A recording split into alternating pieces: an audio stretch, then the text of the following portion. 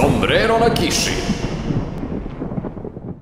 I dalje smo na Gamesconu, sada smo u hali 3, treći dan je po redu, sad je sve u broju 3, juče je bilo u broju 2. Nalazimo se ispred Clash Royale štanda, to tačnije Telenor štanda, a sa nama je naš dragi gost, moj dragi sagovornik, jedna gromada ljudska, čovek nad ljudima, ljud nad čovecima, Nikola Đidžović. Pa gde si, Đidžoviću? Evo me, brate, došao je ovde malo na Gamescom, super ono. Kako ti sviđa? Osim što je super. Da, brate, sviđa mi se što su povećali broj hala, to mi se ono i takako sviđa. Ima dosta ovih gaming štandova, znači ono, super je stvarno, dosta su se potrudili i overall ono, lep utisak.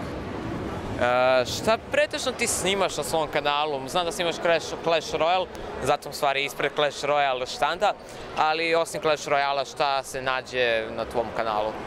Nađu se vlogovi, ono, sa Gamescona na primjer sad i to kad idem na neki festival. Snimam Clash Royale najviše, snimam Minecraft, šta ću ono, smiješna igrica, ali odlična i sad planiram FIFA ono, da ubacim malo na kanal. Da li se sećaš možda koja je tvoja prva igrica koju si zaigrao i od kada si, da tako kažem, gamer? Prva igrica koju sam zaigrao... brate. Kako? Brate, ne mogu se sjetim. Prva, onako baš prva. Pa mislim neki, ne mora baš prva, ali neka ona kao, koja se sećaš? Mislim da je bio Super Mario, brate. Ono, kad udari glavom pa mu se smanji, ono na pola život, znaš. Znam, brate, to nerviralo i mene milion puta kad mi se to desi. A trenutno, eto, koje i kakve igrice te zanimaju? Najviše FIFA trenutno, FIFA 18 ono. A zašto ne PES? Pa jer je bolja FIFA. Ne, PES je bolji. Ne, FIFA. Ok, ovako možemo do sutra, ali da zaključimo, bolji je PES. Pišite u komentarima ko je u pravu, Đidžović ili ja, šta je bolje, FIFA ili PES. Mada i bez toga znamo da je PES bolji. Šta si radio ovih par dana na Gamesconu? Pa, išao sam po turnirima, gledao sam LOL turnir, gledao sam FIFA turnir, on se baš sad održava. Učestvovao sam jednim delom i bio na ovom Clash Royale-u, ono bilo je zanimljivo. Gledao sam ono najviše, lepo je bilo baš. A možeš skineš naočar jer vidim bez naočara? Kreni se ka kameri. Čudno.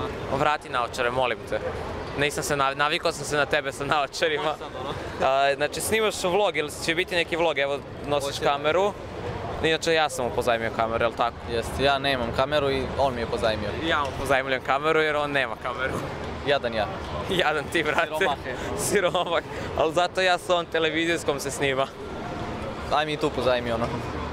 Velika je, brate, ti si mali, ne možeš nosiš. Ne, poneću ono ko vrat, da? Poneću oko vrat. Ili ona mene da nosi. Kako si započeo sa YouTube-om i u suštini zašto si započeo sa YouTube-om?